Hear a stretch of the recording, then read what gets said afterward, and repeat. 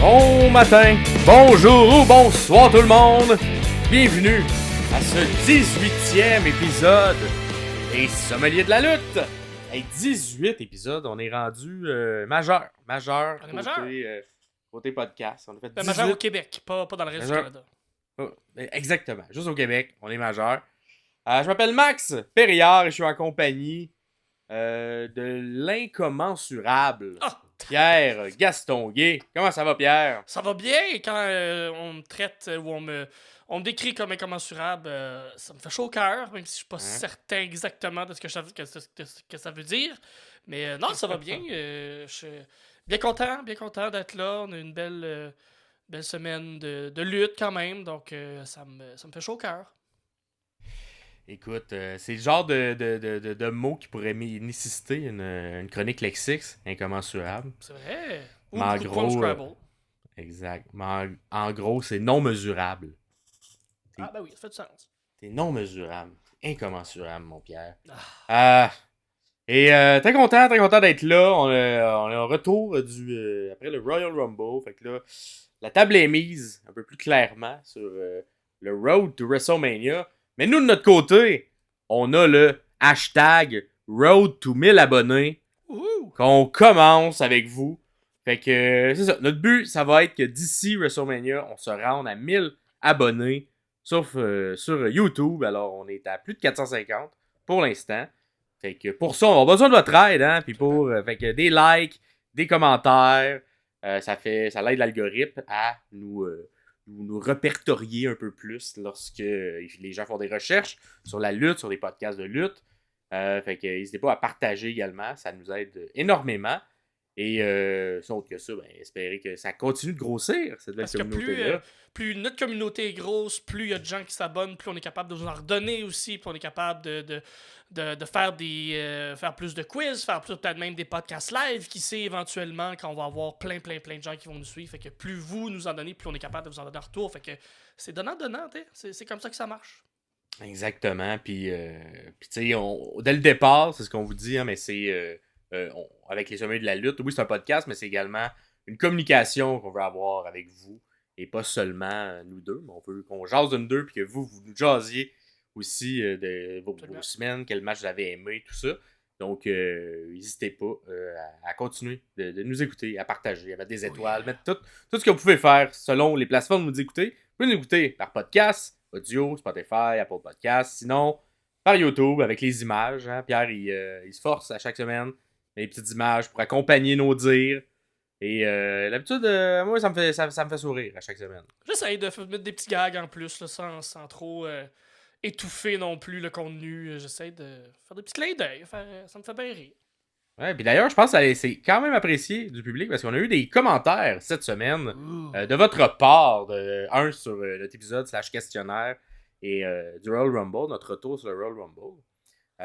Et entre autres, Dominique Dom, via Instagram, qui nous a dit, suite à l'épisode 17, super épisode, j'ai eu l'impression de vivre le Rumble féminin avec l'analyse détaillée. Merci. Fait que, merci Dominique pour ton commentaire. Super apprécié. Puis effectivement, c'est un peu ça qu'on veut faire, qu'on analyse un match. Donc, vous pouvez le suivre. En même temps, vous faire accrocher un petit sourire sur quelques gag qu'on fait à travers cette analyse-là. Vous avez peut-être des amis comme Dom qui est un de nos amis dans la vie, puis qui est un humoriste, qui a une soirée mensuelle au Jockey, long jeu avec Dominique Morin.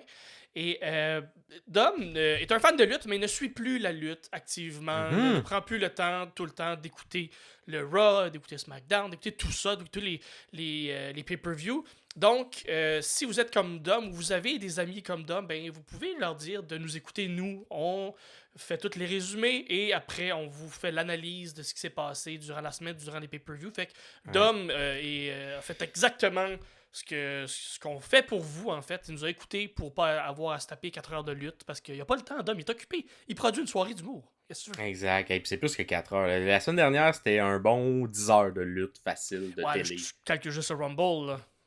Ouais, exact. Juste le Rumble, imagine. Mais non, mais toute la lutte, c'est ça, c'est beaucoup d'heures. Fait que nous, on passe la scrap sur tout ce qui est scrap un peu plus.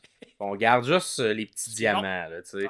On est à la recherche de petites pépites d'or de lutte. Mhm. Et on vous les conseille, puis on vous les montre un peu avec les images. Qu'est-ce qui se passe dans ces semaines-là. Sinon, autre que ça, on a eu d'autres commentaires. Je te laisse y aller, Pierre. Elisabeth qui nous a tout simplement dit yeah, beaucoup de fun. Fait que ça Yeah! aussi, c'est le fun, avoir du Yeah. fun. Fait que on aime bien ça. Sinon, FX qui était le dernier dans le questionnaire, qui a travaillé fort quand même, mais que on a un gagnant, Max Perriard, mais faut aussi, je dirais pas un perdant, mais juste une personne qui a moins gagné que les autres. FX qui dit, qui cite en fait Albert Einstein, qui dit il n'y a pas de questions niaiseuses, il y a que des réponses niaiseuses. Fait que, on le remercie beaucoup. Belle autodérision FX, effectivement, mais je suis oui. sûr que ça va mieux aller, ton prochain, Ben oui. ton prochain questionnaire. Ben oui. Puis on a Pierre-Paul aussi, il y a YouTube. Il nous dit Fun fact, Bayley est la 3e personne après Ric Flair et Bianca Belair à gagner le Rumble au numéro 3. Et là, moi, je dirais même plus que ça. Ouh. Bayley, là, elle a le 3 frimé. Parce que elle est la 3e qui gagne au numéro 3. Elle a duré 1 heure, 3 minutes Wow. et 3 secondes. Wow. Comme si Tout. la vie voulait que Bayley gagne avec le 3. Wow. Fait que je pense que si c'était pas son numéro chanceux, Bayley, je pense que le 3 devrait devenir son numéro chanceux. Parce que oui. Parce que le 3 l'a beaucoup aidé dans ce match de Royal Rumble. Et à voir si ça va se poursuivre après le Rumble. Peut-être qu'il y a d'autres 3. Hein. Peut-être un match à 3 chemins. Des matchs. Je sais pas. Je sais pas. On sait pas. Ce qui est Le 3, 3 on sait pas. va rester Une chaise primé. à 3 pattes qui se tient un peu mal pour faire une move. On sait pas. Une sait table pas. à 3 pattes. En tout cas, peu importe. Sinon, toute ta semaine, Pierre, ça se passe comment? Moi, ça se passe bien. Chaque lundi, je m'occupe, je coproduis, ou j'aide à la production, en fait, d'une soirée d'humour qui se passe au Ernest à Montréal, chez Ernest à Montréal, sur la place Saint-Hubert. Donc, ça s'appelle Boldoc et ses amis. C'est l'ami Guillaume Boldoc qui anime. Moi, je fais la porte, j'aide à la production avec Maryse, la gérante de Boldoc. Et je suis là tous les lundis. Et j'ai la chance, quand Boldoc est trop occupé, il n'y a pas le temps d'animer son lundi. C'est moi qui anime comme remplaçant officiel. Donc, je fais un peu de promo pour cette soirée-là. Si vous êtes à Montréal, les lundis, vous cherchez quelque chose à faire, vous dites, il me semble, là, on est février, c'est gris, c'est plate, fait noir tôt, me semble. C'est froid. C'est froid. Je ferais de quoi là pour réchauffer mon cœur? Ben, venez chez Ernest sur la place Saint-Hubert à Montréal les lundis. Ça coûte seulement 10$, habituellement à 10h, top. C'est fini, vous pouvez rentrer chez vous ou continuer à boire de la bière avec nous. Fait que je vous invite ben gros. Fait que moi je suis là tous les lundis. Exceptionnellement, on enregistre aujourd'hui le mardi, mais j'étais là hier. C'est pour ça que j'étais un peu hype de parler de cette soirée-là. Ça me fait du bien à mon cœur de voir des amis humoristes performer. Fait que voilà. Yes, sir. Sinon, Et toi? tu seras double Oui. booking cette semaine, hein, parce que j'étais Ouais. à la console. La console, à ma soirée, qui est Humour aussi boire, qui, quand vous allez voir ça, aura déjà eu lieu, malheureusement. Je n'ai pas acheté le billet, mais c'était 31 janvier. On va en avoir cependant d'autres en février. On va également avoir une édition spéciale à la Nuit Blanche. Donc, on aura Humour aussi boire lors de la Nuit Blanche. Donc, si vous êtes dans le coin de Montréal, ou si vous venez à Montréal dans le cadre de la Nuit Blanche, qui est comme pas mal la seule soirée dans l'hiver où c'est le fun, puis il y a des festivals. Tu sais, on a un peu l'ambiance montréalaise de festival. On l'a durant l'été, mais on l'a pas durant l'hiver, mais on l'a durant la nuit blanche. Donc, c'est une journée, une nuit folle. Et moi, il va y avoir trois shows que je vais booker, tout ça. Et moi, c'est un peu là-dedans et tout, dans le booking. Et là, tout est dans tout. Parce que le booking, c'est pas toujours facile. Selon les gens, des gens annulent. Le booking en humour pour les gens qui sont peut-être pas au courant, qu'est-ce que c'est le booking en humour comparé au booking en lutte? Exact. Ben, ça ressemble probablement un peu, parce que c'est dans le fond s'assurer de faire une belle carte. Donc, un peu comme à la lutte. Tu veux qu'il y ait différentes personnes qui soient placées. Et là, ben, il y a des gens qui t'écrivent pour dire hey, est-ce que je pourrais venir faire ta soirée. Toi, tu écris à des gens, vous dites hey, tu voudrais-tu venir à ma soirée. Et là, c'est un peu cet échange-là. Moi, toi également, un peu tu le sais, toi, Pierre, et aussi, là, on doit un peu écrire à travers les différentes soirées du monde pour leur rappeler que l'on existe et s'ils veulent bien nous inviter s'ils le veulent bien. Bon, c'est pas mon moment de l'année que je préfère le plus. Bon, J'aime pas non plus tant faire ça. Je sais que ce soit un peu plus organique. Donc, c'est ça. Mais c'est tout le temps répondre aux gens et leur expliquer ça, là, soit qu'on a de la place pour eux ou qu'on en a plus, malheureusement, Ça parce arrive. que ça arrive des soirées mensuelles. Il y a beaucoup d'humoristes et très peu de spots. Surtout quand une mensuelle où il y a seulement 5 spots par mois, malheureusement. Fait qu'on aimerait ça que tout le monde vienne à nos soirées, mais Absolument. faut faire des choix, malheureusement. Et c'est justement ça, mon mot de la chronique cette semaine, la chronique Lexix. Ah ben, le beau lien, toi. Et oui, c'est le mot booker, booking. Mais dans le cadre de la lutte, qu'est-ce que c'est le booker, Ouais, le c'est quoi, booking? Eh bien, moi je dirais en français, c'est un peu le scénariste de la lutte. Oh. Donc c'est quelqu'un qui va écrire ce qui se passe à la lutte.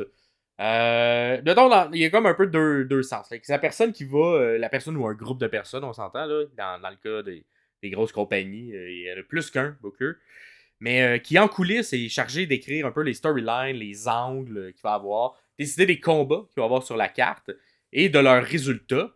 Et à l'intérieur même d'un match, il peut y avoir également du booking qui se fait. Donc, comment on va enchaîner le match. Donc là, à ce moment-ci, on va vendre telle blessure, tout ça. C'est comme un peu à l'intérieur de la lutte, ça dépend évidemment des compagnies, là, mais c'est un peu un mix pour le match en tant que tel entre les deux lutteurs qui sont dans le match, qui vont comme un peu écrire comment ils verraient ce match-là, mais également avec l'aide du booker, parce que des fois, il y a des choses qui doivent arriver dans le match pour le bien de l'histoire qui se perdure. Donc, on va faire, OK, ben là, vous devez insérer qu'il y a une blessure à la jambe parce qu'on va s'en servir pour d'autres choses plus tard.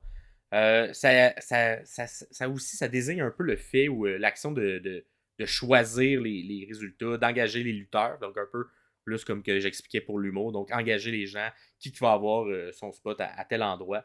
C'est aussi que je me suis fait booker, par exemple, là, on peut l'accorder. Ça va être quelqu'un qui va dire je me suis fait booker pour cet événement-là, ce match-là.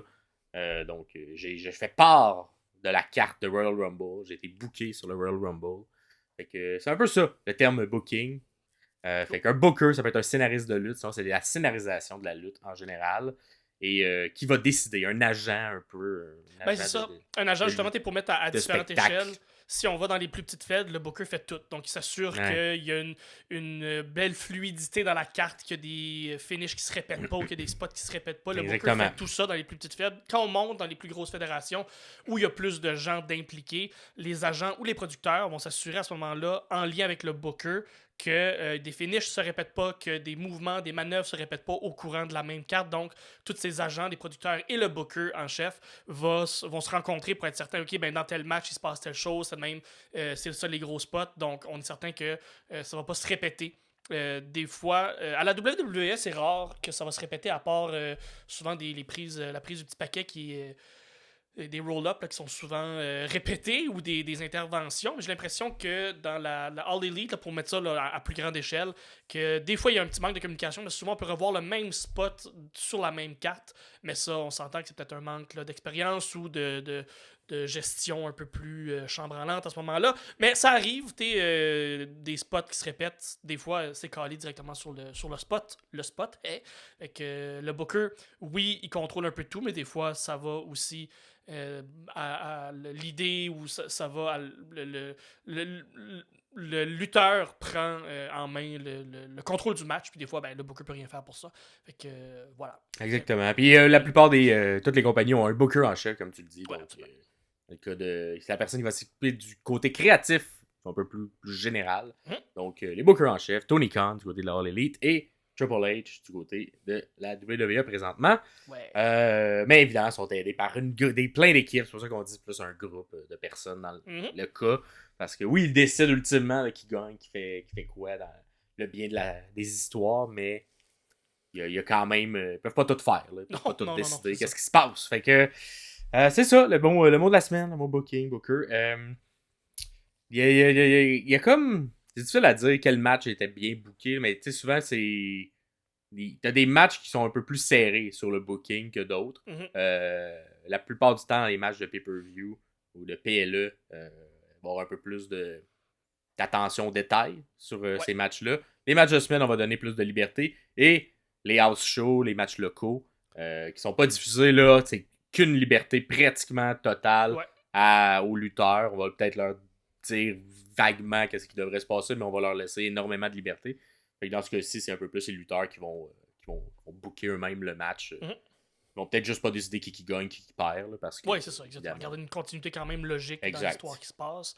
Mais souvent, c'est ça. Mais le Souvent, reste- ça, comme on l'avait dit, je pense que les house shows, c'est surtout pour aider certaines répétitions, certains Ouais. finishes pour pouvoir bien les exécuter à la télé. Fait que des fois, le booker, ben, il va dire, ben, pratiquez telle affaire, puis tout ce qui se passe entre, ben, amusez-vous, puis blessez-vous Vraiment. juste pas. Exact. Blessez-vous pas surtout. Et c'est ce qui conclut la chronique lexique. On enchaîne avec la deuxième chronique de la semaine, la chronique biographie. Ouais, le Côté de chronique bio Pierre. pour tous ces gens qui aiment tout ce qui est bio.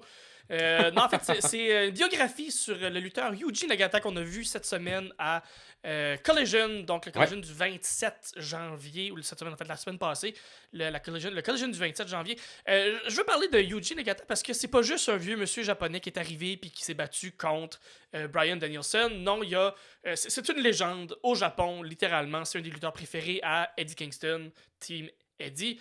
Donc, Yuji Nagata est né le 24 avril 68 au Japon, donc il est japonais. Ce qui lui donne un beau 55 ans bien en forme, pas mal plus en forme que moi, je dirais. C'est un lutteur professionnel, ancien combattant des arts martiaux mixtes et lutteur olympique, donc la lutte qu'on dit amateur, lutte olympique ou lutte gréco-romaine. Il est actuellement signé à la New Japan Pro Wrestling depuis 2002, si je ne me trompe pas, considéré comme l'un des plus grands lutteurs japonais de tous les temps. Il est le 5e champion poids lourd IWGP, avec le règne le plus long. Le 5e règne plus long, excusez-moi, ma phrase est mal écrite. Là. C'est le 5e règne le plus long de la ceinture IWGP avec 392 jours avec la ceinture en sa possession. Il détenait autrefois le record de défense de titre le plus réussi avec 10 jusqu'à ce que Hiroshi Tanahashi bat son record à Wrestle Kingdom 6. Fait que dans les années 2000, le début des années 2000, c'est vraiment lui l'homme à abattre, c'est lui la tête d'affiche de pas All Japan, mais de New Japan. C'est le seul lutteur à avoir remporté les 3 plus grands tournois en simple de la lutte professionnelle japonaise, le G1, qu'on connaît un peu plus, qui est le plus gros tournoi, celui qu'on parle le plus, qui a gagné en 2001, le championnat Carnival All Japan Pro Wrestling en 2011 et le Global League Pro Wrestling Noah en 2013. Donc, les 3 plus gros tournois, c'est le seul à avoir gagné ces 3 tournoi-là. Il est le seul homme aussi à avoir détenu les 4 championnats majeurs des poids lourds de la lutte professionnelle japonaise, le championnat des poids lourds de la IWGP, le World, le GHC, le Triple Crown, donc des 4 plus grandes feds, donc la All Japan, la New Japan, Wrestling Zero et un autre que j'oublie le nom. Donc, c'est faisant de lui le seul championnat du Grand Chelem, le Grand Slam Champion. Il est là, il est dans les grands, il faut pas niaiser avec. Nagata a fait ses débuts et travaille pour la New Japan depuis 92, donc j'avais raison. Il a été reconnu comme un as de l'entreprise au début des années 2000, donc comme je disais, il était 2 fois champion IWGP Heavyweight, 2 fois champion IWGP Tag Team et 1 fois champion Never Openweight, en plus ayant remporté le New Japan Cup en 2007 et en 2011, le G1 Tag Team League en 2000 et en 2010, il a été intronisé au temple de la renommée du Wrestling Observer Newsletter en 2018, donc une légende du Japon, 55 ans, encore en forme, il lutte de façon de la lutte japonaise plus classique, un peu moins. La lutte du début de fin 90, début 2000, c'est une lutte japonaise qui est très qui est beaucoup plus cérébrale, qui vont jouer avec les build-up beaucoup plus lents à monter. Fait que une lutte que de Bryan Danielson est capable d'interpréter à la perfection. Et on l'a vu dans le match que j'ai quand même bien aimé. C'est pas mon match préféré, mais ça a été un très très bon match, je trouve, à Collision. Pour les gens qui aiment ce style de lutte-là, Nagata, je le connaissais de nom, j'avais jamais vu le lutteur comme tel. J'ai bien aimé ce qu'il a donné malgré ses 55 ans. Et comme n'importe quel bon lutteur japonais, lui, il veut lutter jusqu'à 70 ans. Donc faire un Ric Flair de lui. Mais souvent, les lutteurs japonais, c'est un peu plus en forme que des Américains. Oui, la peau épaisse. Ah, sont thick. Ouais. Fait que, on lui souhaite d'être capable de donner de la bonne lutte encore pour le prochain 25 ans. Fait que, voilà, il y a Yuji Nagata, une légende au Japon. Je voulais en parler parce qu'on l'a vu cette semaine dans la télévision. Donc, vous mettre un peu là, au parfum de qui est cette légende. Voilà. Vraiment, puis tu sens vraiment encore, comme on le dit souvent, là, Bryan Danielson est dans sa checklist de dernière année Ah en oui, tant oui, que oui, oui. à temps plein, les gars, ok, lui, je veux me prendre contre lui, je veux me prendre contre lui, et on fait toute la checklist, et heureusement pour nous et pour lui, il est mis à l'intérieur d'une compagnie et d'un Tony Khan qui, je crois, Très veut généreux. satisfaire le Absolument. plus possible son lutteur, il donnait une dernière année professionnelle à temps plein de rêve, Ouais. et le côté, justement, lutte amateur, là, pourquoi amateur versus professionnel? Ouais. Là, je m'avance un petit peu, mais Mhm. mais semble que la boxe, c'est ce que c'est Ok. aussi. Pourquoi on doit être amateur pour être aux Jeux Olympiques? On ne doit pas être professionnel, en fait, pour plusieurs sports. Parce on change de catégorie, dans le fond. On ne tombe plus dans. On ne peut plus défendre aux Jeux Olympiques lorsqu'on tombe professionnel. Donc, entre autres, à la boxe, c'est pour une de ces raisons-là que t'as jamais les boxeurs qui Ah, gagnent fait les qu'ils ont, ceintures ils ont gardé parce qu'ils sont même rendus terme en pro. lutte. Exact. Fait que je crois que la lutte amateur, faut être vraiment au niveau des universités et faire cette lutte-là, non pas vivre de bourse, mais non pas vivre de vie. Je comprends. Il y avait également C'est logique. Elvis Stoico, qui Oui. était qui voulait faire, lui, c'était du patinage artistique qu'il Oui. faisait, La légende. mais il pouvait pas faire de spectacle pour lui-même parce que sinon il tombait du côté professionnel s'il faisait des spectacles où il se mettait en scène lui-même. Donc, c'est pour ça qu'il a pris. Il aurait pu continuer à faire les Jeux Olympiques plus longtemps, mais il a décidé de partir en tournée pour faire ses propres spectacles. Donc, malheureusement, s'enlevait de la catégorie amateur. Il ne pouvait plus être aux Jeux Olympiques. Mais je pense pas que c'est le cas pour tous les sports parce qu'on s'entend, les joueurs de hockey, ils sont très bien payés et sont aux Jeux Olympiques. Oui, ben oui. Et il y a certains sports qu'on garde cette connotation-là. Mais encore Donc, là, t'es comme le sport reste quelque chose de privé, là, des entreprises privées. T'es comme le hockey, tu dis, sont ouais. professionnels, mais si Monsieur Batman, là, qu'on aime tous d'amour, là, Mhm. le sti, s'il décide que les joueurs pros vont pas jouer aux Olympiques, ils vont pas jouer Exact. aux Olympiques. T'sais. Mais je pense que c'est de l'autre côté, c'est souvent même aux Olympiques. Aux ils veulent Olympiques, pas ok, directement, ils veulent les pas. gens... Ouais, mais ça s'applique pas justement au sport, Ah. mais ça s'applique justement, à la lutte, à la patinage artistique. Et je sais pas pourquoi il y a cette dichotomie-là, mais bon. Si quelqu'un le sait, il connaît plus ça que nous, Ouais. les Jeux Olympiques, pourquoi il y a certains sports, il faut que tu restes amateur si tu veux Si vous participer. faites partie d'un comité olympique quelconque, vous avez les réponses. Faites-nous savoir. Exact. Mais je trouve ça un peu bizarre. Puis c'est aussi, tu sais, on s'entend, le terme amateur est un peu péjoratif. Ouais, et ben c'est ça. c'est sûr que les lutteurs qui font ce sport-là, je trouve ça un peu plate que ça soit dit lutte amateur. C'est Plutôt pas que la parce lutte. que c'est écrit La amateur. WWE est écrit Ben, professionnel. c'est ça. Même si c'est écrit amateur, j'irai jamais me battre contre un lutteur amateur. Exact. M'a me faire casser une jambe puis un dos. Là. Exact. Fait qu'on a notre ami Yui qui était avant, anciennement. Je pense que c'est une bonne base d'être un bon lutteur amateur avant de rentrer en lutte professionnelle en termes de spectacle. Je pense que la majorité des lutteurs maintenant ont une bonne base. C'était Cody Rhodes a une bonne base, il a été champion. Ouais, ben il faut que tu l'apprennes, ça c'est certain, je pense. Parce que oui. Mais, chronique de la semaine, match de la semaine, mon match préféré, moi, cette semaine, ça implique était un match lutteur amateur. d'un bon lutteur amateur qui est devenu lutteur professionnel. Et c'est le match à Monday Night Raw du 22 janvier 2024. On avait Ivar, le Viking, qui affrontait Chad Gable, un petit chouchou au sommelier de la lutte.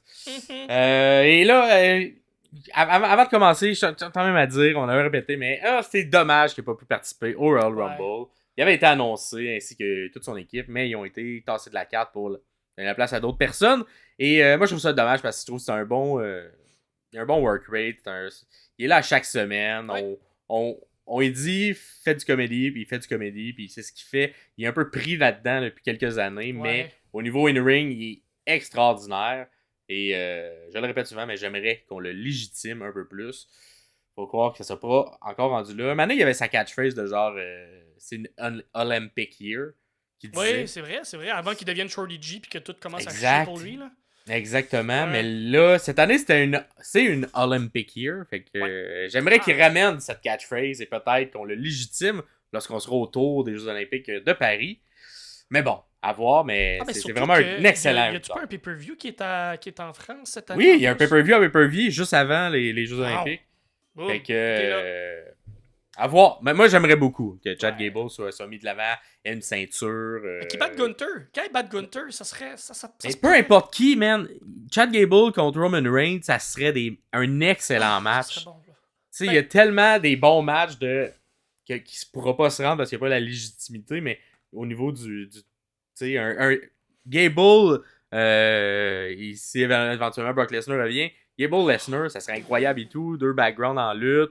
Ça serait très en plus. Gable a réussi à sortir des bons matchs de Baron Corbin. Fait que on s'entend, là. Peu importe Gable, tu le mets avec qui, ça va être bon. Puis il a réussi à avoir un bon match avec Ivar. Tu sais, je veux dire, il est bon. Ouais. Il est bon. Mais Ivar, en tout cas, c'est peut-être parce qu'il est en feud avec Jet Gable, mais Ivar, il est bon. Ivar, il est bon quand même. Ouais. Et on va commencer tout de suite l'analyse de ce match-là et arrêter de faire ma politique et essayer de vendre Chad Gable aux décideurs. Et malheureusement, pas d'entrée pour Gable. Un classique un peu on n'a pas le temps, on coupe l'entrée. Il est déjà donc il est déjà dans le ring quand ça commence. Il est déjà dans le ring avec la musique qui joue comme si on arrivait à la fin de l'entrée. Cependant, on présente un petit segment backstage plus tôt dans la journée où on le voit s'entraîner à faire des souplexes avec Otis. Ah oui. Devant le regard incrédule de Tozawa. Donc, il essaie, il se pratique parce qu'il s'en va contre un gros monsieur, puis Otis c'est un gros monsieur, fait que on va essayer de faire les souplexes à lui. Fait qu'on va un mini segment comédie avant ça. Ensuite, on a l'entrée de Ivar sans Valhalla. Donc, il arrive avec son shield, avec ses armes, et malheureusement, c'est pas sans difficulté, fait qu'il ne peut pas les utiliser dans ce match-là. Donc, laisse son bouclier ainsi. Son bouclier et toutes ses affaires là, sur le côté. Mais il arrive sans Valhalla. Fait que là, un peu surpris parce qu'ils sont souvent ensemble. Ils sont un couple également dans la vie. Ça commence. En fait, Sarah Logan est avec Eric, qui n'est pas avec Ivar. Ah, il est avec Eric? Ok, parfait. Je me mélange un peu. Mais ils sont très près les trois. Là. C'est trois très bons amis. C'est peut-être un trouble. Ah, c'est bon. Mais bon, avant, mais je sais qu'ils sont très, très médiévales, les trois. Ouais. La gimmick est proche de ce qu'ils aiment vraiment dans la vie. Oui, vraiment. Et le match commence, et là, pas le temps de niaiser. Gable part à courir, il fait, je sais, moi je suis low card, mid card, j'ai juste droit à mon 8 minutes de match, fait qu'on va le mettre jam pack.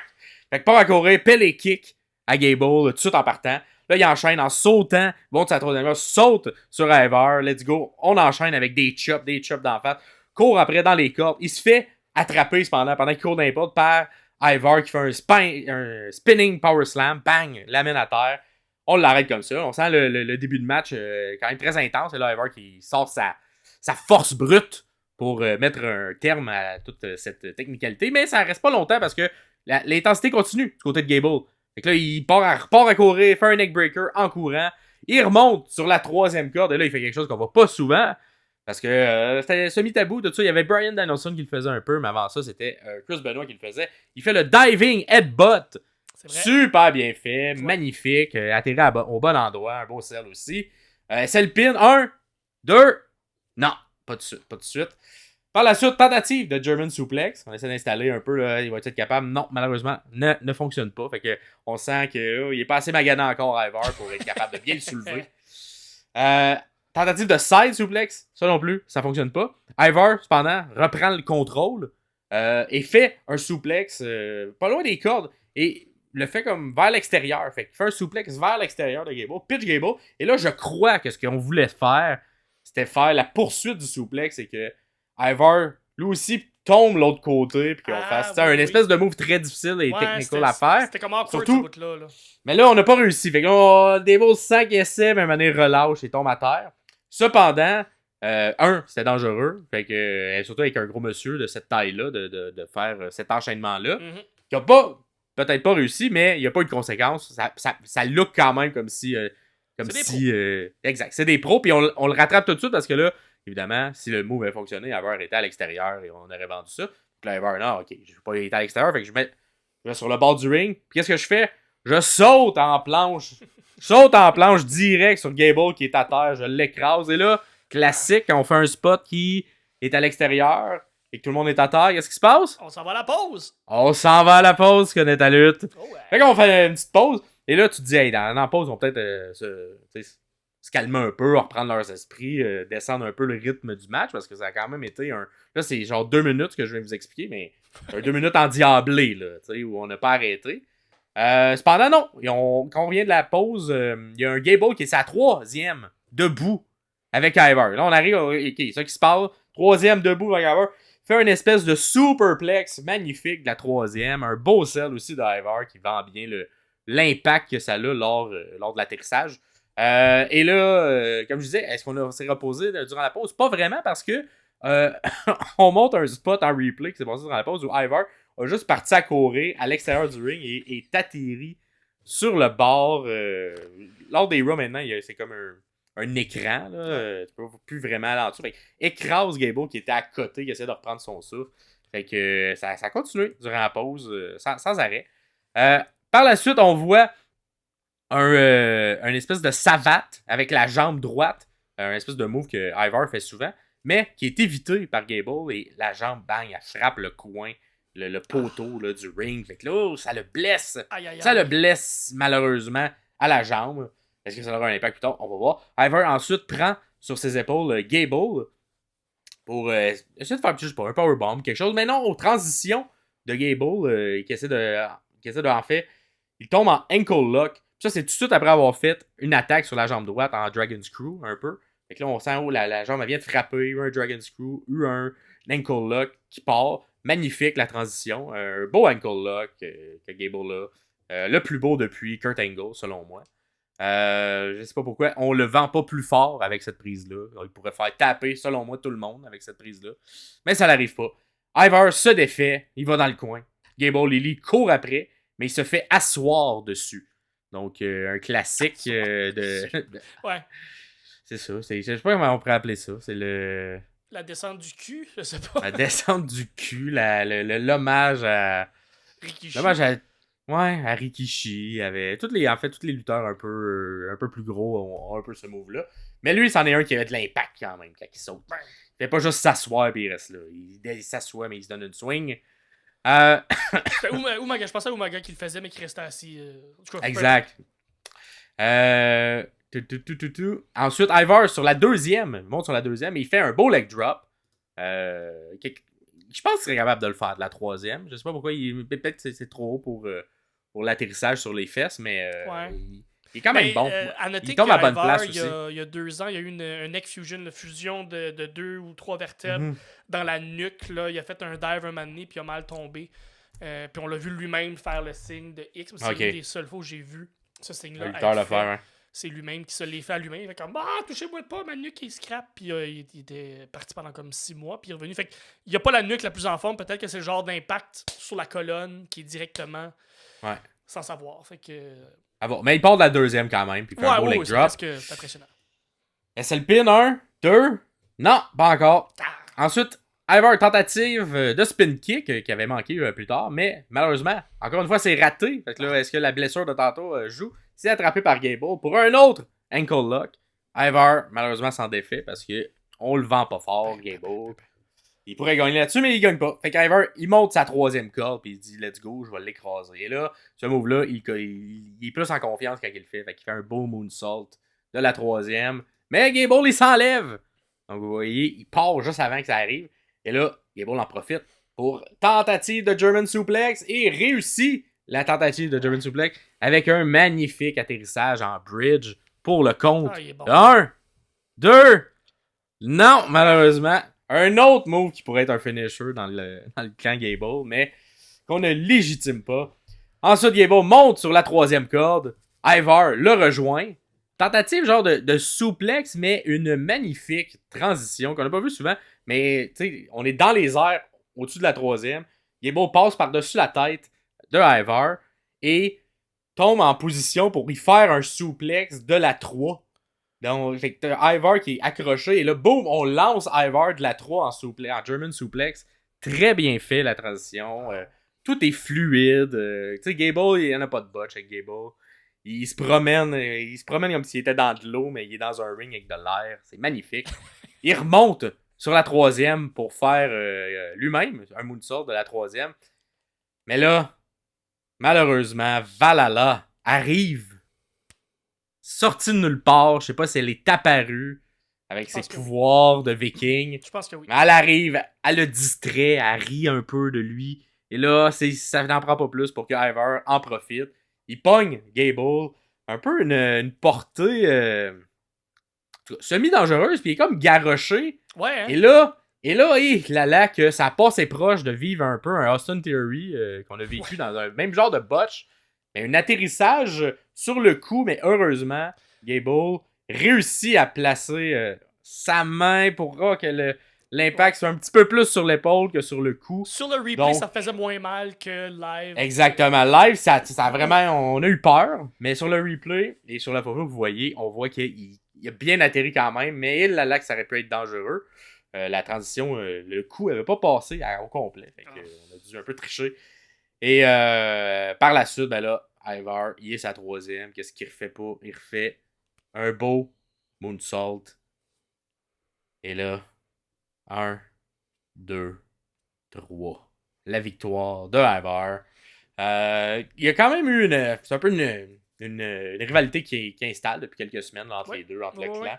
Un peu avec Maxime Dupuis et Valhalla également qui est mis. Ça c'est une petite affaire poursuivie du côté des filles. Mais pas vraiment, non. Ça n'est pas vraiment poursuivi du côté des filles dans le Rumble, mais on aurait pu peut-être en faire un petit clin d'œil, mais bref.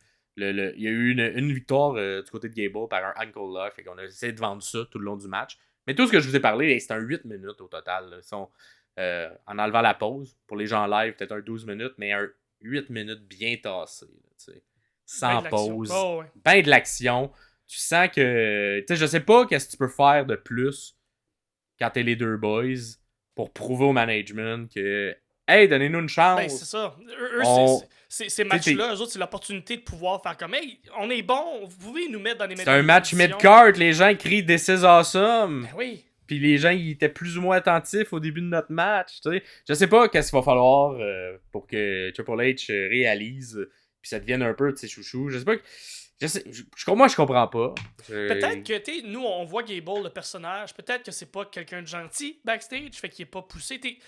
Il y a plein. Ou c'est peut-être lui aussi qui veut pas se mettre dans cette position-là. Lui il est bien en mid-card, puis lui, personnellement, c'est possible. veut pas. Il y a plein de pondérables, de même que nous, on sait pas backstage. Peut-être qu'il est raciste. Non, je pense pas. C'est une joke.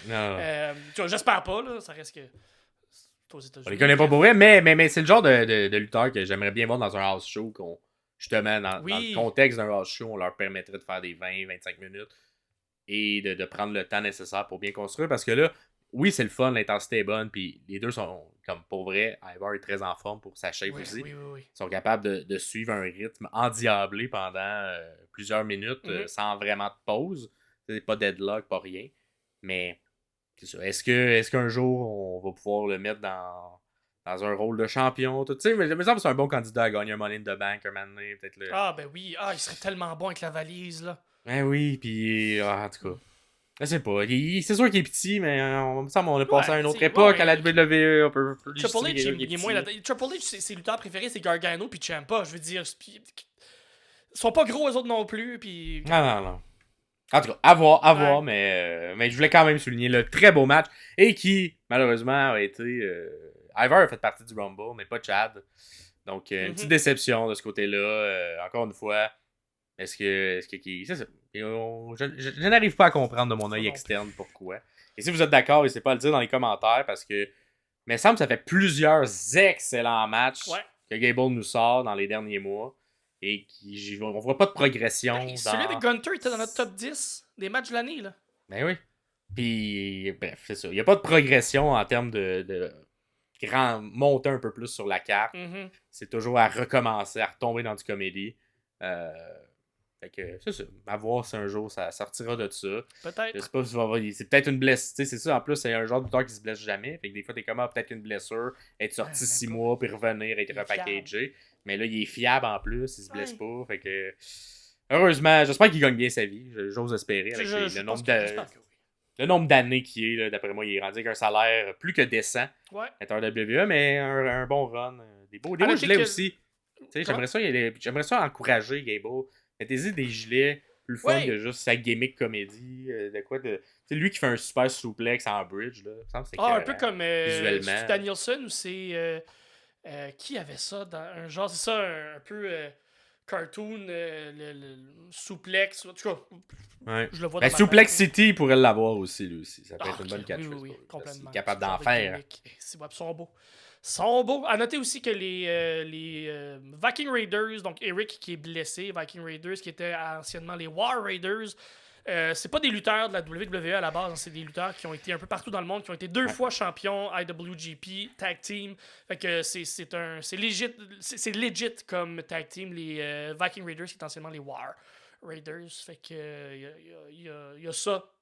Fait que je suis content aussi de voir qu'on met pas de côté Ivar parce que Eric est blessé, puis ça avait été la même chose il y a 2 ans quand Ivar était blessé, on avait quand même continué avec Eric parce que c'est des vrais bons lutteurs. C'est le fun de les voir travailler, même si c'est des lutteurs qui sont en équipe habituellement. Sinon, de mon côté, moi je vais vous parler, je vais vous analyser en fait le match qui s'est passé à Collision, le Collision du 27 janvier 2024, parce qu'on est dans l'année 2024. Si vous nous écoutez en 2025, il est trop tard. Pas trop tard, vous nous écoutez pareil, c'est juste que ça fait longtemps là, que le match est passé. C'est FTR et Daniel Garcia contre House of Black, donc Brody King, Buddy Matthews et Malachi Black. FTR et House of Black feud depuis quelques semaines. Là, ça fait changement. Il y a une feud qui se continue. C'est pas juste des matchs qui sont lancés comme ça dans la All Elite. Ils sont venus au point un moment donné où ils sont fait comme là, ok, c'est assez. Le ring normal, là, les cordes, whatever, on n'a pas besoin de ça. On va lutter dans une cage. Mais pas une cage normale. C'est une cage, il n'y a pas de top. Une cage où, pour gagner, il faut s'échapper de la cage. Fait que c'est un peu différent habituellement un match de cage plus régulier. Quand tu sors de la cage, tu perds. Celle-là, quand tu sors de la cage, tu gagnes. Donc, il faut que toute l'équipe, les 3 membres de chaque équipe sortent pour pouvoir gagner ce match. Un peu plus tôt dans l'émission, Daniel Garcia s'est fait attaquer par on sait pas qui, sûrement House of Black.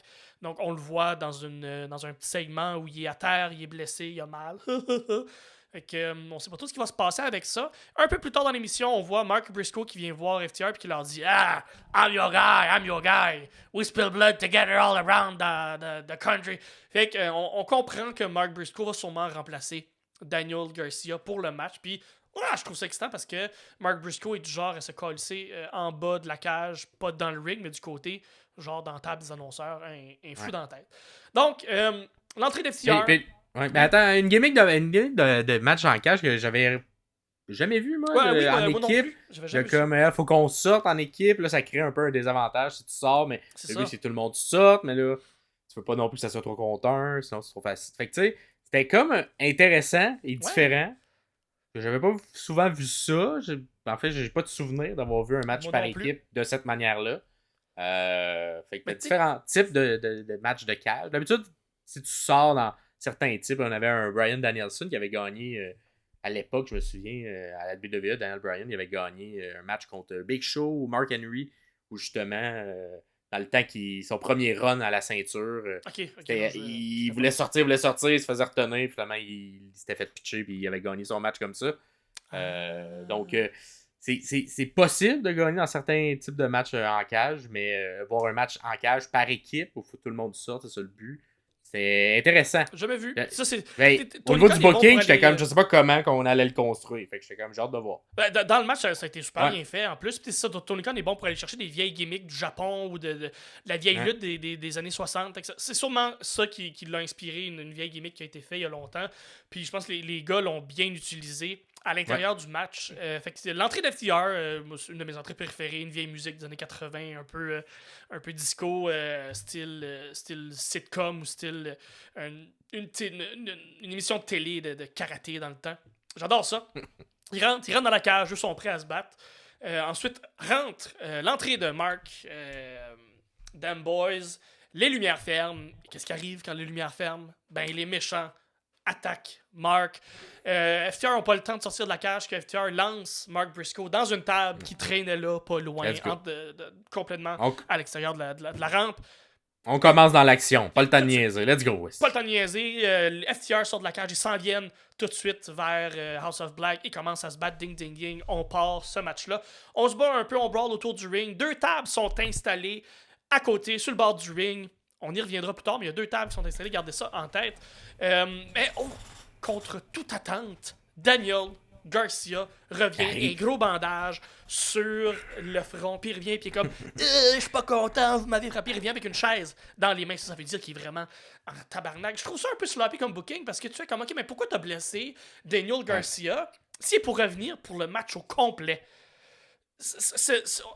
Moi aussi, j'ai pas compris. J'ai pas compris pourquoi. Puis là, t'as Mark Briscoe qui est. Puis à la fin de mon analyse, vous allez comprendre pourquoi on aurait pu inverser les deux rôles de Mark et de Daniel pour l'apport que Mark a donné au match et ce que Daniel aurait pu donner. Bref, vous allez comprendre. Quand on va se rendre là, un booking que j'ai un peu moins compris, mais en même temps, regarde, c'est ça que c'est. Il rentre dans la cage, à l'exception de Cash, qui lui, il aime pas les portes. L'invention, lui, qui a révolutionné la construction des maisons, lui, il s'entorche. Lui, il est comme, moi, je monte par-dessus la cage, m'en fous. Puis il arrive au top, puis il est comme, oh, plus de temps à perdre avec ça, ça me tente pas de redescendre. Moi, juste me calisser sur tout le monde. Fait qu'il se fait juste un très beau spot, par exemple, un spot qui est impressionnant, qui pourrait être très dangereux, mais très très bien fait. On voit pas souvent FTR être autant high flyer, même c'est un peu leur gimmick à l'époque, ils aimaient pas ça. No flip, just fist. Fait que. Puis à noter aussi que ça a été un peu une friction à l'enceinte de l'équipe quand FTR ont perdu leur premier match contre les Young Bucks. Dans le temps, il y a peut-être 2 ans maintenant ou 3 ans, ça passe tellement vite. Ils ont perdu à cause que Cash a essayé de faire une manœuvre aérienne et ça leur a fait perdre le match. Donc, c'est ça, tout ce côté-là est très très le fun. Fait que les six lutteurs sont dans le ring, il y a un très bon rythme, c'est le fun. Clair avantage de House of Black, mais FTR reprennent le dessus grâce à leur acharnement et leur dévouement et leur travail. Leur courage. Le courage. La légende. FTR. Petite note que j'ai, j'aime beaucoup Tony Schiavone, mais je trouve qu'il prend trop de place à Collision. J'aimais beaucoup plus l'équipe de 2 qui était Kevin Kelly et Nigel McGuinness. Kevin Kelly est excellent, il fait un très très bon play-by-play, il a la bonne intensité, un peu dans la même tranche que Mauro Ranallo ou t'aimes ou t'aimes pas. J'aime beaucoup ce que Kevin Kelly donne et je trouve que, puis là je suis conscient que ça doit être les diffuseurs qui ont demandé d'avoir plus de Tony Schiavone au micro, qui prennent un peu plus de place, mais malheureusement je trouve que ça éteint un peu Kevin Kelly et Nigel McGuinness, que je trouve très bon, mais regarde, rendu là, c'est vraiment mes préférences à moi. Est-ce que tu as commentaire là-dessus? Ouais, je pense que ça m'a moins marqué que toi. Mais effectivement, des fois, Tony en met beaucoup. Moi, je le trouve meilleur dans son rôle d'intervieweur à l'intérieur de tout ça, moins que commentateur. Mais je l'aime beaucoup comme color commentator, je l'aime moins comme play-by-play. Puis là, il fait du play-by-play. C'est ça. Mais c'est ça depuis peut-être 2 mois maintenant à Collision, ou peut-être depuis 1 mois et demi, là, depuis qu'ils ont changé un peu la formule là, de Collision, depuis le début de l'année ou début de la saison de télé. Donc, Dax est le premier à vouloir sortir de la cage, monter directement sur les grillages, puis veut sortir, mais il est poursuivi par Malakai. Les deux finissent par tomber, tentative échouée, ça a complètement scrappé leur plan. Dax, lui, il est pas cave. Lui, il est pas comme son coéquipier. Lui, il la voit la porte, là. Il sait qu'elle est là, puis il se dit, moi, je suis pas cave. Je la vois la porte. T'sais? Je veux sortir. Fait que tout le monde est couché dans le ring, puis Dax, c'est un bon petit gars. Il a été bien élevé parce que lui, il a appris à bien refermer les portes. Il a sorti, il a pris son temps, à être certain que ses doigts restent pas pognés. Parce que sa mère, il disait, jouez pas dans les portes. Fait que t'es un bon petit gars. Il a pris le temps de bien fermer la porte. Il fait le tour de la porte, là, il s'installe dans les marches. Puis, comme un grand fou qui veut sauter sur la trampoline de son voisin, Brody King plonge carré dans la porte, ça fait voler Dax, puis Brody, il est tellement revolé vite que lui aussi, il se fait éliminer ou gagner, je sais plus trop le terme. Gagner, je suppose que c'est gagner. Il se fait gagner, éliminé, mais positivement, j'imagine. Fait qu'ils réussissent à sortir. On revient de la pause, parce qu'il y a une pause. Tout le monde était couché à terre, fait qu'il y a une pause. C'est la pause. La lutte reste de la lutte. On revient de la pause. Les 4 qui restent dans le ring sont juste dans le coin, debout, sur le 3e turnbuckle, puis on joue au jeu de qui saute le plus haut pour tomber sur le gars qui est en plein milieu du ring.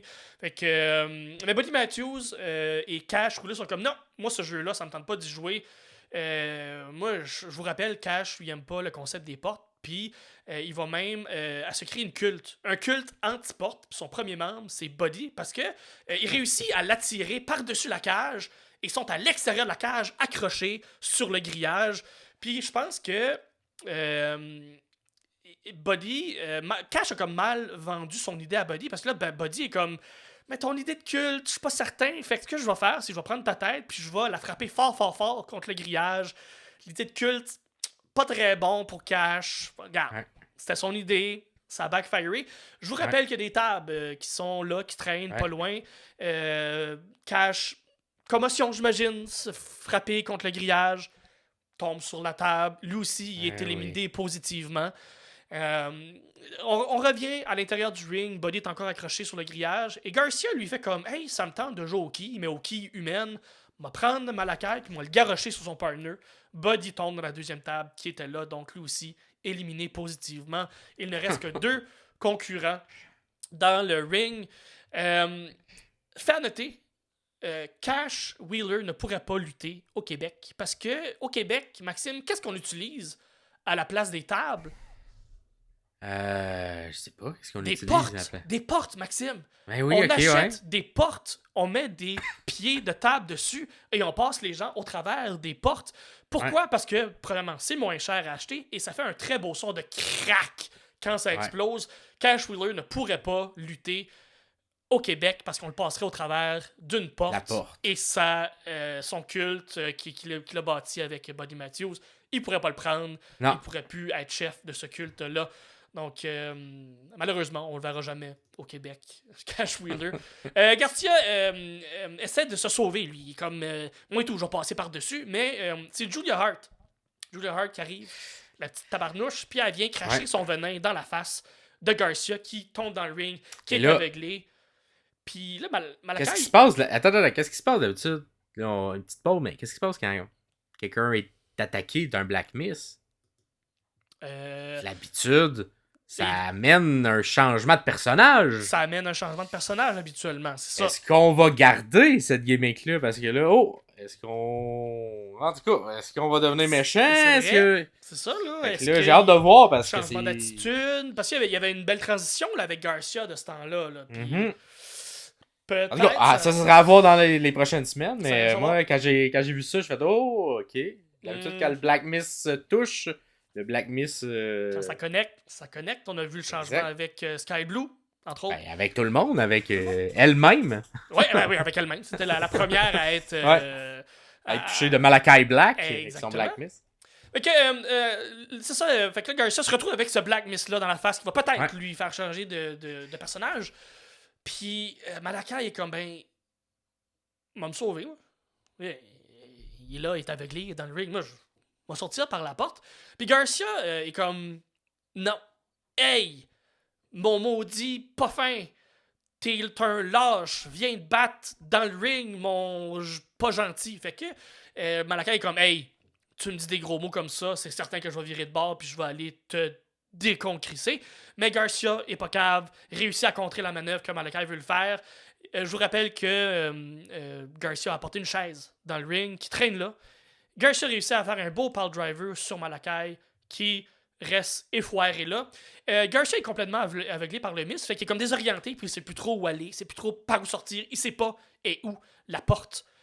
Et je pense que j'ai entendu Cash Wheeler dire quelque chose comme « Prends pas la porte, monte par-dessus, viens dans mon culte », parce que Garcia escalade la cage, passe par-dessus, et c'est là que Malakai, lui, commence à ramper tel un militaire pour se rendre à la porte. Et c'est là que la course commence. Mais qui est là pour venir fermer la dite porte dans la face de Malakai? C'est pas Cash. Cash haït les portes. Non, c'est Mark Briscoe qui vient fermer la porte dans la face de Malakai. Malakai qui est complètement knocké et Garcia qui réussit à sortir du ring. Ding, ding, ding. Victoire de FTR et de Garcia qui ont réussi à sortir de la cage maléfique sans passer nécessairement par la porte avec un nouveau culte. Donc, c'est ça mon analyse de ce beau match. C'était très le fun, très fun à regarder. Une gimmick un peu différente. J'ai bien aimé. Exactement. Tu sais, je pense qu'il y avait un...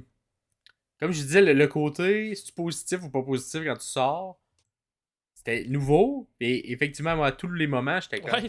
Ah, non, c'est bon. On dirait qu'il faut comme pas que tu sortes trop vite, parce que sinon, ça fait 3 compteurs, C'est puis là, ça. c'est clair, ça va être facile à sortir après. Fait que, bref, c'est Ouais, comme une nouvelle dynamique, mais j'ai pas eu ça. le jeu d'échecs est différent à jouer, puis Ouais. ouais. C'est juste un petit peu différent, puis je pense que. J'ai hâte de voir dans la salle, là, si elle comprenait, parce que nous, on avait l'air des commentateurs pour Ouais, mais expliquer un peu tout ça. Dans la salle, t'étais comme, mais c'est-tu bon? Ouais. Qu'est-ce qui Ce se passe? ce que je trouve plate, c'est qu'ils n'ont pas mis d'emphase sur le fait que quand tu sors du match, de la cage, tu ne peux plus t'impliquer dans le match. Puis ça, ils ont Ouais, pas c'est mis. ça. J'ai pas cru qu'ils ont mis de l'emphase là-dessus, puis il a fallu qu'on le comprenne par Ouais. nous-mêmes.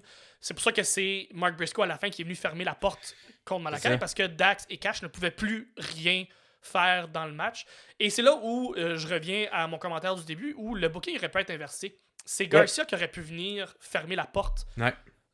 de Malakai et que Mark s'implique pendant le match. Je trouve que le booking aurait été plus intelligent de cette façon-là. Par contre, si on voulait que le Mist soit dans la face de Garcia pour un changement potentiel de personnage, fallait qu'il soit là. Donc, voilà, mon analyse de ce match que j'ai bien aimé. Si vous avez aimé des matchs, on vous l'a pas demandé, mais on vous demande tout le temps chaque semaine c'est quoi vos matchs préférés. Mais si vous voulez qu'on analyse des matchs que vous avez aimés pendant la semaine, plutôt que vous écoutez Raw, là, le Raw du 29 janvier, puis vous faites comme « Hey, me semble ce match-là, il est le fun, je l'aime, j'aimerais ça qu'on l'analyse. » Vous nous écrivez sur la page perso, vous écrivez en dessous d'un post, vous nous écrivez personnellement à Max et à moi, faire comme « Hey, pouvez-vous analyser ce match-là? Ça va nous faire plaisir de le faire. » Vu que ben, on a une communauté, nous aussi, on a un peu peut-être un culte. Que de la porte. Le culte. Non, que des sommeliers. Ouais. Et justement, on tombe dans nos dégustations de la semaine. Ouh. Alors, ça, c'est qu'est-ce qu'on a aimé. Fait qu'on va pas analyser en profondeur, mais qu'est-ce qu'on a aimé cette semaine. Une semaine, bon, on s'entend, on va pas rentrer le Royal Rumble qu'on a déjà analysé la semaine dernière. Mais, somme toute, une semaine en bonne promo. Beaucoup de bonnes promos cette semaine. On va commencer avec Raw. On a un Seth Rollins, Gunther. Seth Rollins qui arrive blessé. Bon, on ouvre le show. Il est émotif.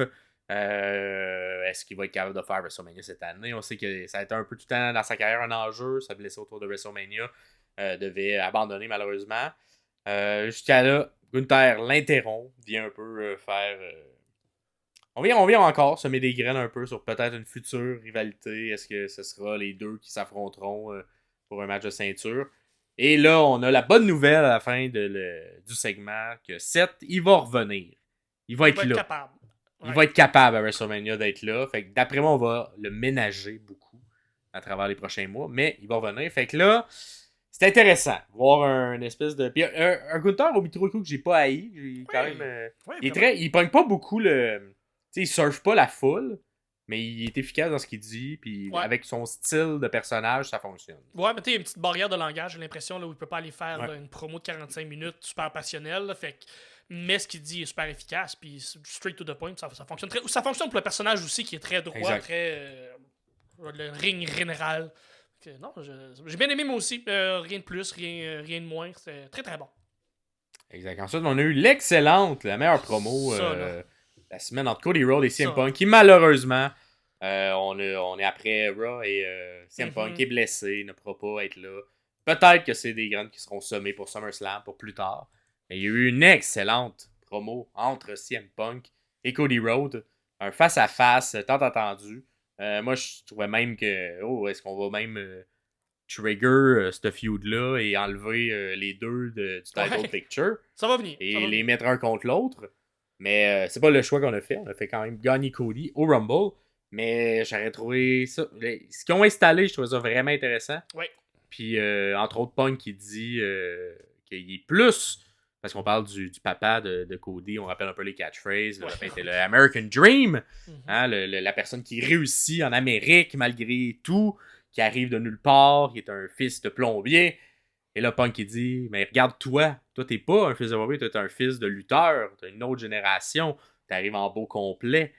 Moi, j'étais en gym, moi, mon père, il était électricien. Fait que moi, j'étais un petit peu plus un American Dream que toi, le fils de l'American Dream. C'est bon. C'était très bon. Je représente plus que ton père représentait que ce que toi, tu représentes. Toi, tu représentes plus l'establishment, puis les gens, le népotisme, si on veut. De cette époque. Et là, Cody, qui réplique en disant « Oui, mais moi, je suis un peu plus punk que toi. Hein, parce que toi, quand t'es parti, t'as juste droppé le flambeau. Tu l'as pas passé à personne. T'as rien fait pour shaker le système, briser le système, essayer de le concurrencer.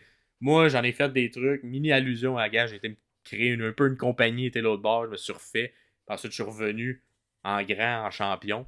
Fait que moi, j'étais un petit peu plus punk que CM Punk est. Parce que toi, tu fais juste parler, mais tu walk pas le talk, tu fais pas. Fait que j'ai bien aimé ces deux confrontations-là. Et là, à voir si ça se poursuivra. Mais ce qu'ils ont installé, je trouve. D'après moi, il y avait quelque chose. Il y avait un plan parce que c'était trop gros comme segment pour juste être un. Un truc comme ça Ça, qu'on il installait verra plus peut-être quelque chose jamais. pour Là, t'sais. SummerSlam, il a peut-être qu'il installait quelque chose pour l'année qui s'en vient, pour Mania 41, qui sait, là, Ouais. Mais c'était une grosse promo avec c'était deux gros bon. lutteurs que C'était tu mets bon. un contre l'autre avec C'était un des gros bonnes lignes. 20 minutes de Ouais, bonnes c'était. promos, là. Fait que, en tout cas, on vous le conseille. Je pense que le segment complet, il est sur la chaîne YouTube de la Ah, WWE si vous voulez aller cool. le voir. Donc, Puis on dit souvent que la WWF joue un peu à l'autruche avec la All Elite, puis la nomme pas. Cody est un des seuls qui fait des allusions exact. peu subtiles, mais pas des allusions, pas un jab. Il va pas les piquer, il va vraiment aller juste en parler. Même aussi dans le Media Scrum d'après Rumble, il a dit AEW quand j'étais là, ou peu importe, là, Ouais. je me souviens pas exactement du contexte, mais Cody qui a pas peur de nommer la compagnie qui a lui-même aidé à bâtir. Il nie pas ses origines de indie ou ses origines de la All Elite, ce qu'il a apporté à être le personnage qu'il est présentement. Fait que j'aime beaucoup ça que, même si des fois on joue un peu à l'autruche du côté de la WWE, lui, comme personne, a pas peur de nommer le nom. Puis se Exact. faire taper ses dos ou pas. Là. Dans le script, on a préféré mettre le focus, si on veut, sur leur début aux deux. Ouais. Parce qu'il était à la OVW. OVW. Mais j'ai quand même aimé la petite insinuation de Cody lors de la réplique.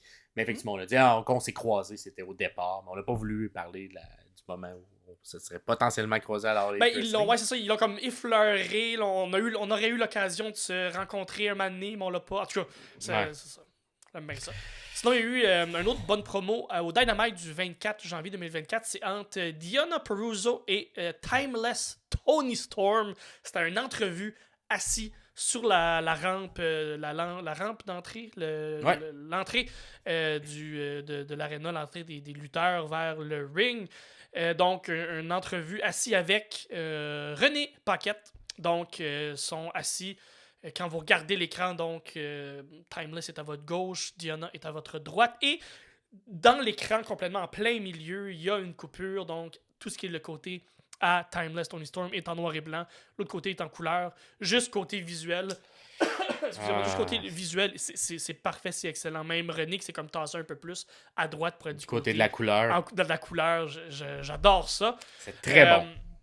Fait que les deux discutent, leurs personnages sont vraiment très bien établis. On comprend que Tony, c'est un gros personnage comme elle fait depuis qu'elle est Timeless. Deonna Purrazzo qui est très terre à terre, très centrée, très là, présente. Je suis une lutteuse, elle a même fait une petite allusion à des commentaires qu'elle a eu la semaine avant sur son physique, où elle dit qu'elle s'en calisse de son physique, elle est juste là pour se battre, c'est une lutteuse. Ouais. Et là, c'est là où on rentre vraiment dans le crunchy du sujet, où on comprend et que ces deux anciennes amies ou ces deux amis très proches, Tony Storm qui est arrivé en Amérique, elle a vécu dans la maison, elle a resté chez Deonna, fait que c'est deux personnes qui sont très très proches, qui ont été dans les indies ensemble, qui ont tourné ensemble. Deux bonnes amies. Deux très très bonnes amies, même qu'ils ont un tatou similaire sur la cheville, les deux.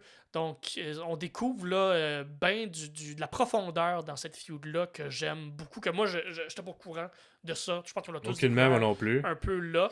Fait que, ce qui veut dire qu'ils ont sûrement déjà lutté ensemble. J'ai pas encore fait de la recherche, mais sûrement je serais capable d'aller trouver des vieux clips de les deux qui luttent ensemble. Puis j'imagine un peu comme Tony Storm et Jamie Hayter ont sorti dans les meilleurs matchs de lutte féminin de la All Elite. J'ai l'impression que Deonna et Tony Storm vont être capables de sortir là, des petits bijoux de lutte éventuellement quand ils vont se retrouver dans le ring. Fait que j'espère un match à Revolution peut-être qui va apporter un bon 15-20 minutes de bonne lutte comme on est capable de faire. Deonna Purrazzo aussi qui traitait de Tony Storm un peu de fake, de faire comme c'est pas toi. Ça, c'est un personnage. Ça n'a pas rapport. T'es pas toi. Moi, je suis moi. Je reste fidèle à qui je suis. Ce que tu fais a aucun. Puis quand tu vas redescendre de ton nuage, quand tu vas redevenir Tony Storm, tu seras plus Timeless Tony Storm, tu reviendras me voir. On ira prendre un café ensemble. On ira jaser, on ira discuter.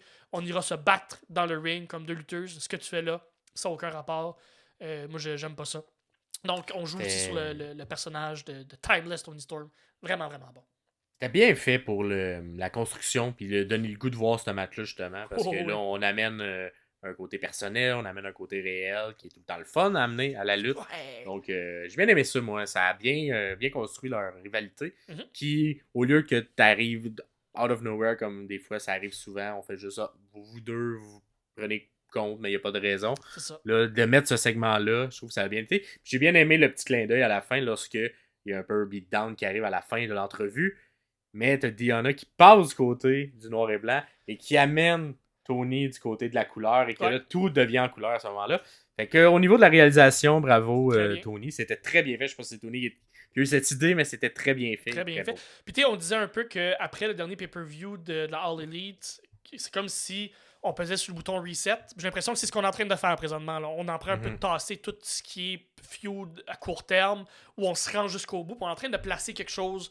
Il va toujours y avoir des feuds à court terme. À un moment donné, il faut remplir les cartes, mais j'ai l'impression qu'on est en train d'installer des très bonnes feuds qui vont toffer là, quelques semaines, quelques mois.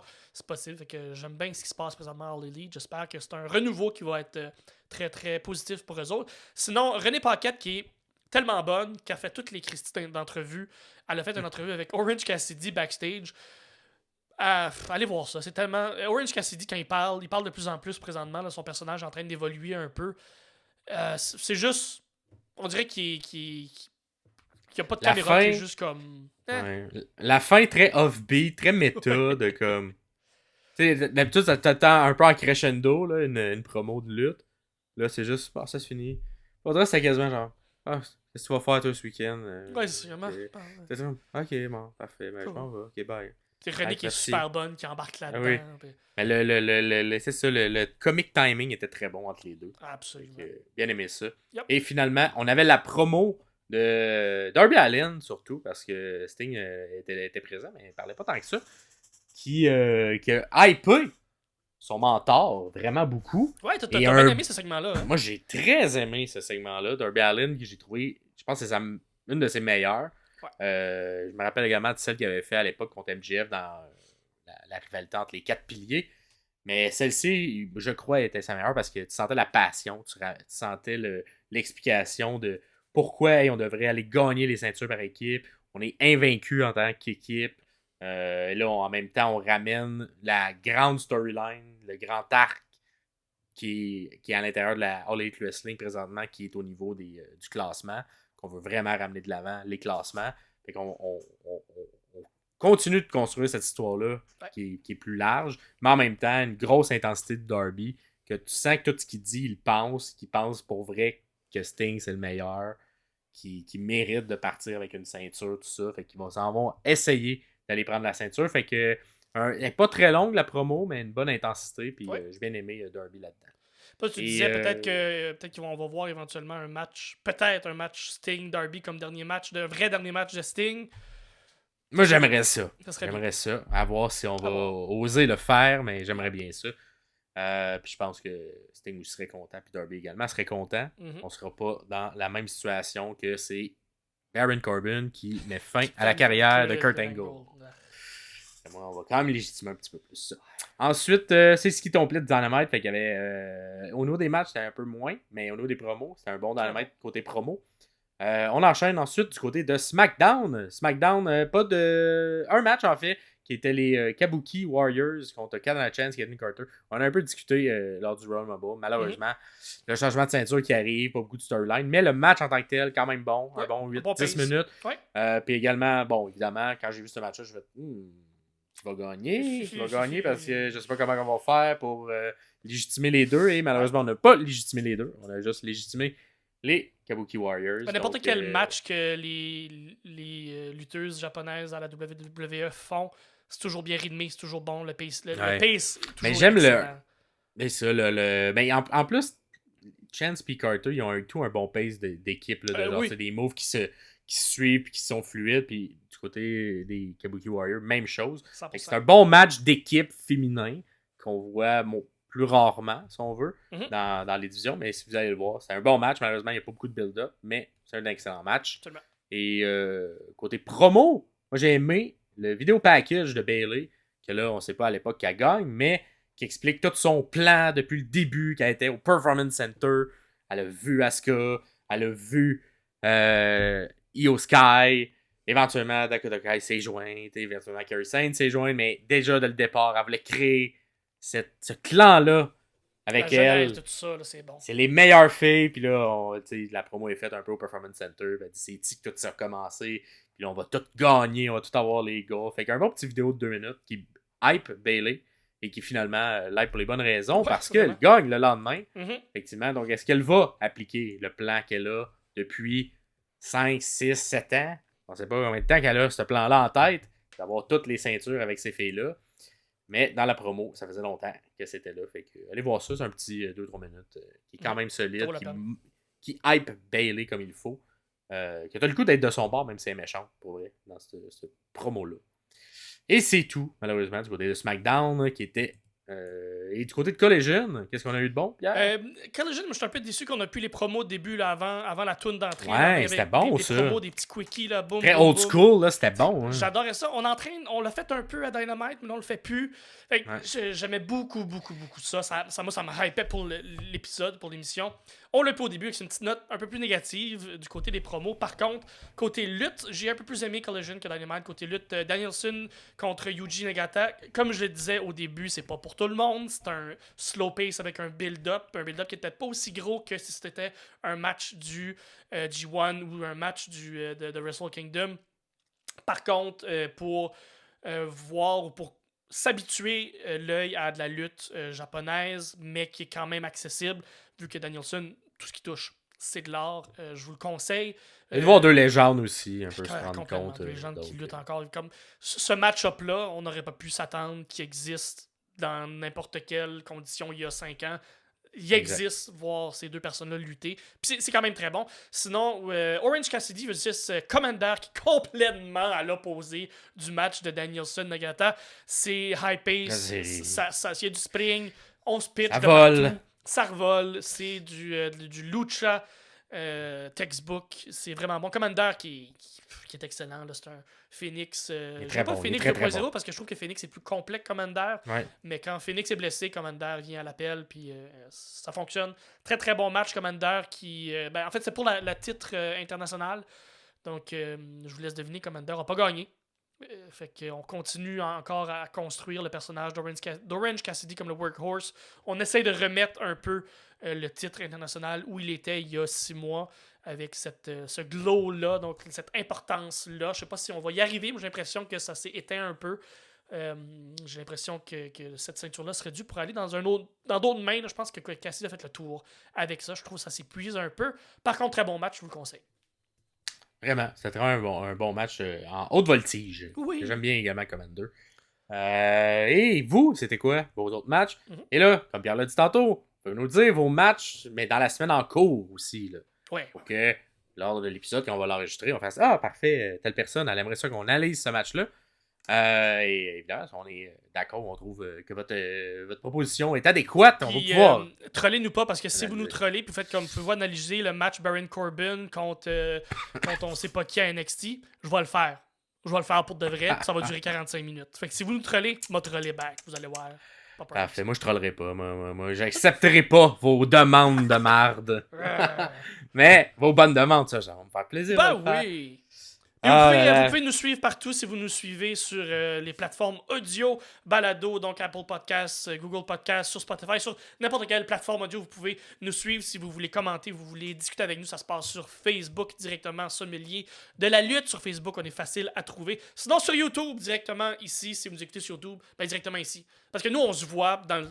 En tout cas, peu importe si vous écoutez sur YouTube, vous pouvez commenter aussi sur la vidéo directement. Je sais que Pierre-Paul est un très, très, très bon commentateur fidèle. Merci beaucoup pour tes 1000 commentaires. Sache que même si on n'envoie pas un petit cœur à chaque commentaire, on les lit tous et on est très, très content de te lire. Faites comme Pierre-Paul et commentez. Joignez-vous à la communauté des sommeliers de la lutte. Ça va nous faire plaisir de vous lire, de vous répondre, de réagir à ce que vous dites. Que si c'est positif, c'est négatif, c'est un peu moins le fun. En même temps, vous avez le droit à votre opinion. Liberté d'expression. Oui. Merci beaucoup. Puis, on se revoit lundi prochain, le 5 février, pour un épisode un peu plus régulier, un peu comme aujourd'hui. Épisode de retour sur la semaine. Sur la semaine, exactement. Qui a eu lieu. Et peut-être, on t'entend regarder ça. Peut-être des invités. Peut-être dans pas long, des invités. Des sommeliers invités. Ou je sais pas comment on va les appeler. Mais les sommeliers. Les sommeliers invités. D'un jour. Sommelier d'un jour, je sais pas. Ah, mais on t'aurait regarder ça pour faire d'autres opinions, d'autres visages. D'autres points de vue. Et sinon, ben, c'est ce qui met fin à l'épisode. C'était Max Périard ainsi que Pierre Castonguay. Pour les sommeliers de la lutte, bonne fin de journée tout le monde. Amusez-vous. Bye bye.